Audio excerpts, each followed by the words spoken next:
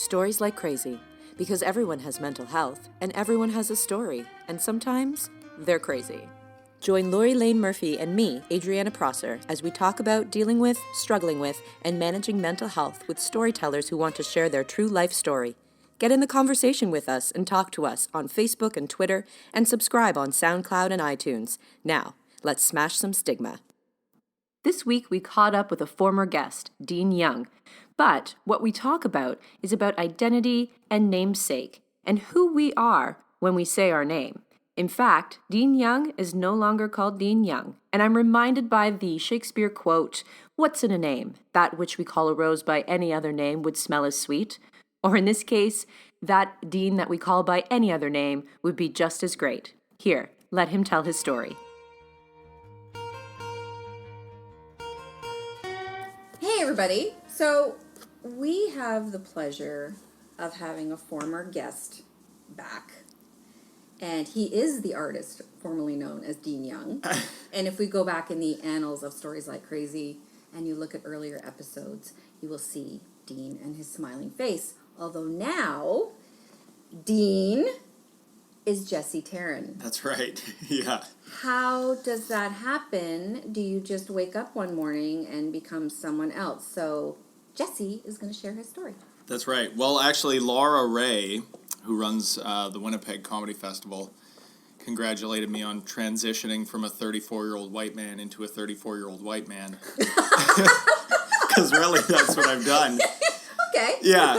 So I think, when I did the first episode last year with you guys, and by the way, my therapist is like right down the street from here, and I go there every second Friday, so it's like a free session today. I went to the same Starbucks and everything. Nice.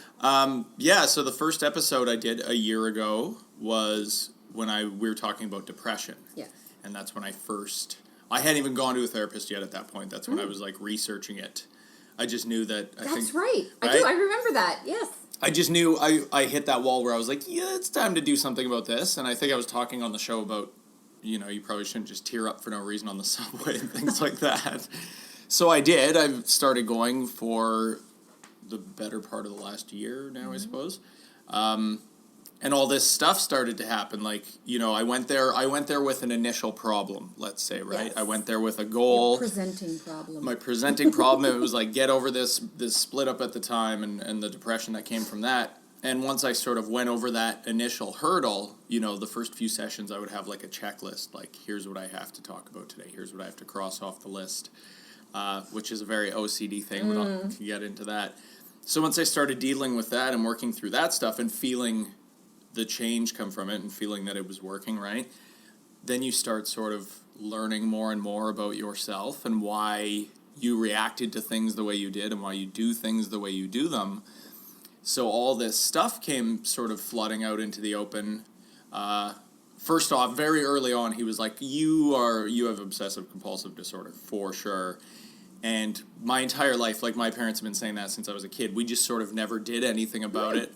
To them, it was like, well, you're the eccentric kid in the family. Like, I was always the sort of weird, artsy kid that was going to move away to the city. And I was like, I had all of these hang-ups when I was a kid, like off-the-charts anxiety and paranoia. And I was a huge germaphobe and all this stuff. And I was so particular about everything.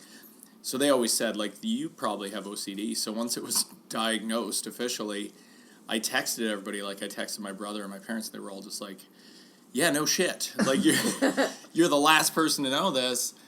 So I started embracing that. It was sort of like, I don't know, I looked at it as almost like a weird superpower, right? Mm-hmm. Because everything in life, and especially since I came to Toronto and, everything in comedy and writing and all that stuff, anytime I set out to do something, I would just laser focus on that thing. And it always happened. I would always say, I'm going to do this next, and I would, but at the peril of everything around it, right? So it's you sort of just like put on these horse blinders and just zone in on one thing and just burn the forest down around you. It doesn't matter. You just, as long as you do that one thing, right? So I started learning about OCD and how much of a role that played in relationships, like that last split up and relationships before that, and how much it was sort of impacting my adult life. And then I sort of took that and ran with it. And then I thought, well, now's the best window to just like throw everything on the table, right? And I'd been using the name Dean Young for the past decade. When I first came to Toronto, I just sort of disappeared into this persona that I created, right? And I always lived and worked under that name in Toronto. But it got to the point towards the end of last year, I did this tour, this stand-up tour, and taped an album and stuff. And by the end of that, I was sort of like, I don't want to be in this character anymore. And reliving the same stuff, right? Like all the material I was doing was all about like this post-split up period of my life and everything. Sort of like just like rolling around in it on stage every night, and I didn't want to do it anymore. So I just thought, this was me doing this stuff the entire time. Why don't I just go back to my real name? Because it got to a point where anytime I had a show booked, I was very apprehensive about it. Like the joy of getting up there and doing stand-up or doing storytelling was gone. It felt really much like a task and a burden in a way. Like I would get anxious about it. Whereas before, that was everything, right? That was what I loved. So I just wanted to shed all that, and I thought, well, I'm just going to scale it back and go under my real name and see what happens, you know? Because it got to a weird point where, you know, I'm holding a Starbucks cup. This is a good example. You would go into a coffee shop, and they'd ask your name for the cup. And when I first started using that name, I would sort of have like this deer in a headlights thing where I'd be, oh, what is my name? You know, depending where I was going. So it got to this point after doing therapy for a while where I was like, now I have these two completely different worlds, and I just sort of want to be Jesse again. I'm learning all this stuff about myself and embracing it, and I felt like in a weird way, it's a giant cliche, but almost like I hadn't met the adult version of myself because I disappeared for years, right? And just hid behind this thing. Even in real life, even in relationships and stuff, friendships, I was just never really there. I was sort of a million miles away. So that's why I thought I just want to amalgamate everything and just have a more peaceful, balanced life. I didn't want any more of the chaos. I didn't want any more of that turmoil that was just going into stand-up. So I shed the alter ego. I just started going by Jesse Teran again, and just sort of had to like reintroduce myself to all these people I've known for the last decade. And just sort of embraced all that. So it's like, in the last few months especially have been like this watershed of like, yeah, I have OCD, yeah, this is my real name, and just sort of these big reveals. And then I came out a little while ago. I came out as bisexual. That came from going to sessions. It sounds like, and I don't usually jump in, but I'm going to. Yeah, for sure. It sounds like your checklist again, though, right? I better tell people that. It totally is. You know? Yeah. But is Jesse all that different from Dean? No, and that's the thing. Like, you know, it's so funny. When I first started using that name was when I first moved to Toronto. And it was a very similar situation than the last couple of years where it was like after this big sort of life-changing breakup. And then I just went, start over, get rid of everything, start over, reset everything. So I created this other name, and I just dove into that. And I made sure everybody in this city knew me by that name, who, like, anytime I would meet someone. And I just completely disappeared into that. And it's sort of this strange bookends thing where this one split up from a million years ago caused me to just hide into this other persona, if you will, right?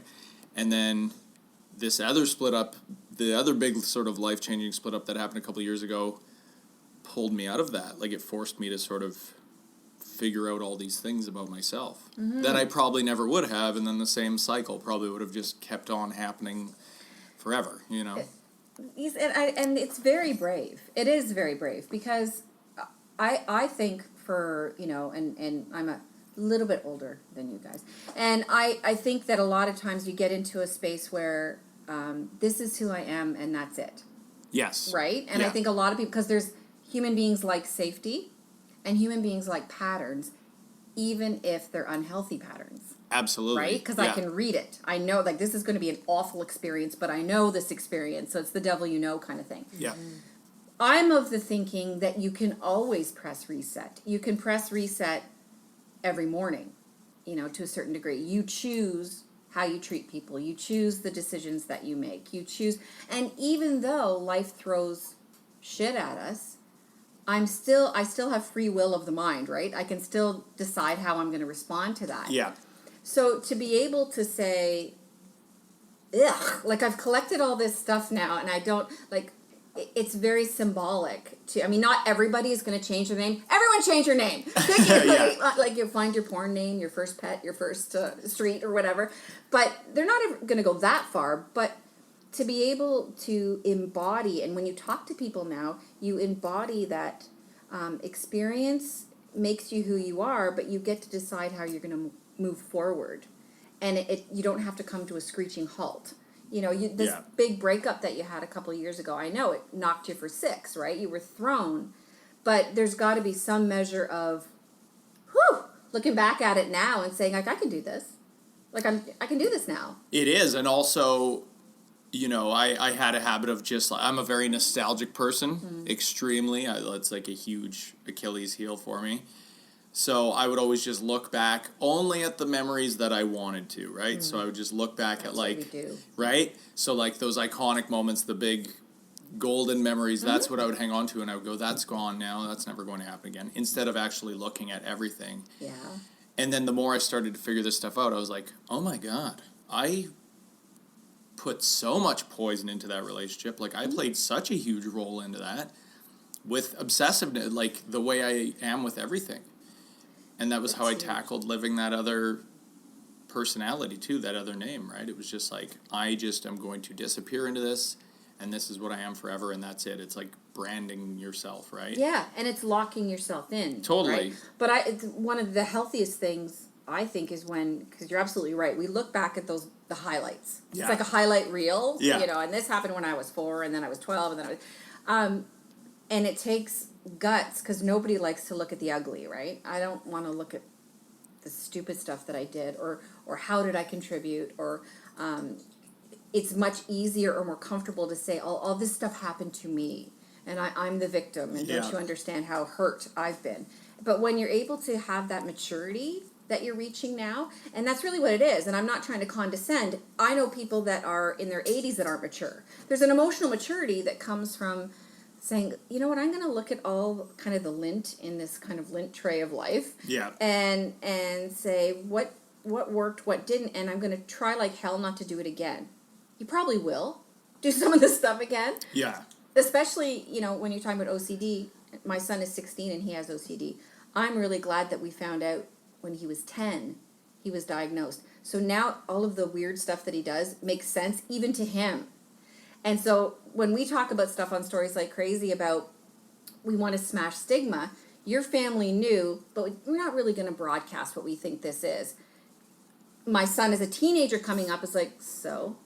Like, I hate having OCD because it's a pain in the arse, but nobody kind of bats an eye.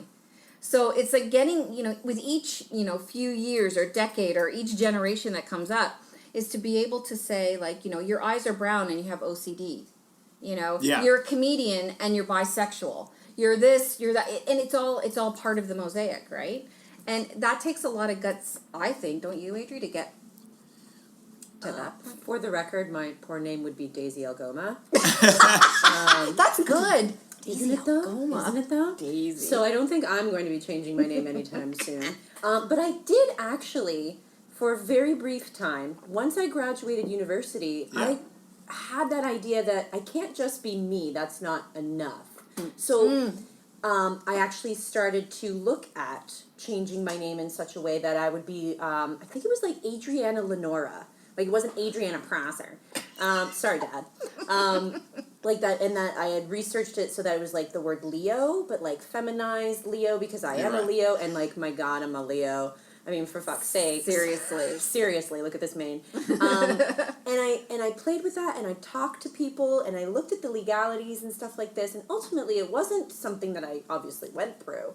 But that's where my mind goes, is like, did you take on this name as an allowance to be something other than yourself? Totally, because I think, you know, I wasn't comfortable with who I was at the time, so I thought, well, I can just create this person, this other person, and it will allow me to do the things I actually want to do. Like, that's when I really jumped into stand-up. And I don't think, because at the time, 10 years ago, stand-up was always something like, I had been a copywriter for a few years and stuff, and I was like, I have to really try that. I have to try that. But I think with all the life changes that were happening back then, I think jumping into this sort of alter ego was the only way that I was actually ever going to go out and do that. But because of the obsessive part, I completely that consumed my life. And over the course of the last decade, like, I just disappeared entirely into that. So it got to this point finally, as I was sort of working through all this stuff and discovering all this, where I was just like, whoa, I've been in like a coma for the last 7 years almost, It's like... So what does Jesse now allow you to do? Because if Dean allowed you to jump the hurdle of I'm going to be a comedian, Yeah. Right? Now Dean is giving Jesse here you go, buddy. You get to still be a comedian. Yeah. But now, what does Jesse allow you to do? Be more honest with myself. Like, obviously the OCD thing was something that was playing a major role in every aspect of my life, and it was sort of always there, but it was never addressed, or at least it was never, diagnosed and dealt with. But even coming out, like the bisexual thing, it wasn't like I was sitting in therapy and going, whoa, holy shit, I like guys, It wasn't? It wasn't. I always knew, Yeah. but, and it's obviously, everybody says this, but it was something I was carrying around in my back pocket, right? Yeah. And I don't know how much it impacted relationships. I haven't figured that out yet. I'm sure it must have in some way, because it was always there, right? It was always part of who I was. Yeah. But it was more of, there was a lot of freeing moments happening, with learning more about this stuff and go, oh, that's why I did that. Oh, that's why I take these things to heart, and just completely like, oh my God, did I ever let myself become not just a disaster, but a pretty public disaster after that. And that was wise, because this is the way I deal with things. So it was just sort of this moment where the more I would take back little bits of like, oh, okay, this is who Jesse is. This is what I've been hiding from. And it felt more and more liberating. It just felt like the perfect window, because I thought, I'm putting all this stuff out on the table for myself too, like in a more private sort of way too. Like, I'm actually valuing my personal life again, which I hadn't for a long time. It was like, be on stage, talk about the shit that's making you sad. Hopefully people laugh at that, and then you just go power down somewhere. And I'm just wondering, because I've seen you on stage a bunch, and it's like, talk about how sad you are, talk about, what a bummer, and wow, I can't really get happy because then my act is done. Well, that was another thing too. Like, I don't really want to be happy. Right? And you just wonder, right, how much that plays a role. It totally does, because I remember, like, towards the end of last year, once I recorded that particular hour, like what became the album, that tour stuff, and it was all from that time period. And I remember when I was first sitting down and writing that stuff out, it was cathartic at the time, because it was new and fresh in my life. But towards the end of last year, I really became at odds with this stuff. I just never wanted to say it ever again. I just thought, like, I'm just reliving the same old shit. It's not relevant or current in my life anymore. It got to a point where I just felt like I was going up there every night and just being like this tap dancing clown, Yeah. And I can see how you would feel that way. Yeah, and I just thought, I don't want to be this anymore. And I associated that with being Dean, because even though there's a whole arc there, there were other things that came before that, but I think the people who know me in Toronto and in Canada will probably just remember the last couple of years of me being Dean Young, where it was like, that's the sad tattoo guy. That's what I became. That's what I left on. But it's funny. Like, I'm sort of in a way starting from scratch. Like, I've done my first few shows just under my real name, just to see what that was like. To get brought up on stage to that name, first off. Has anybody said, I thought you were Dean? Oh, I was going to say, there has to be people in the audience that go, but I thought... Oh, yeah, like Tinder Tales, of course, because we have, so many regulars. Yeah. A lot of the audience knows me by now.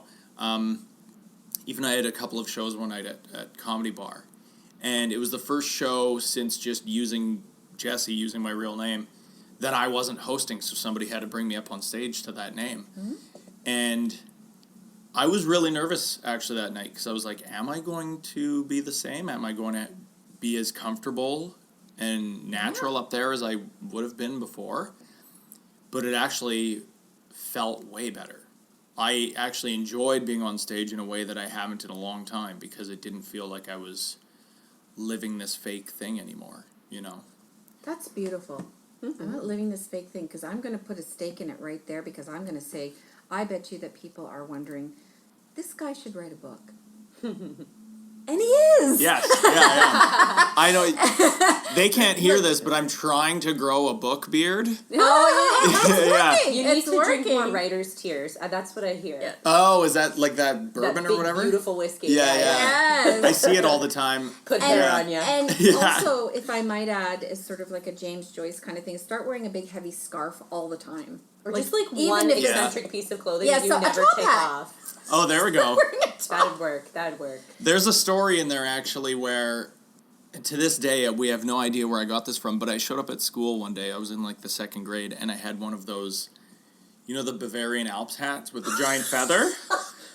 So I wore it to school, and my parents had no idea where I found this thing, like where I got it from. But I wore it to school, and my teacher, who was always sort of, he was always sort of amused by. I was a strange kid, obviously. So he'd phone my parents sometimes, and he was like, "What the hell was on Jesse's head today?" And they're like, "We have no idea where he got this from." That's beautiful. So I bring need it back. something like that. Bring Yeah. back And then the just hats. every now and then just shout Ricola. Yeah. Exactly. Exactly. Well, thank you, Jesse. Thank you. Thank you. And we're going to, of course, everyone that's listening, please tune into this and please watch for your book in the next year or so, I would imagine. Yeah, that's the big thing right now. That's amazing, though, because I think that everybody's story is different, but everybody can relate. And I think there's a really strong positive message of you don't have to box yourself in. And it's not forever. Be authentically you. Be authentically you. The end. Thanks for listening. If you want to join the conversation, and we hope you do, come find us on Twitter and Facebook. And you can subscribe to us on iTunes and SoundCloud. That's it, Stigma Fighters. And remember, your story isn't over yet, and we want to hear it.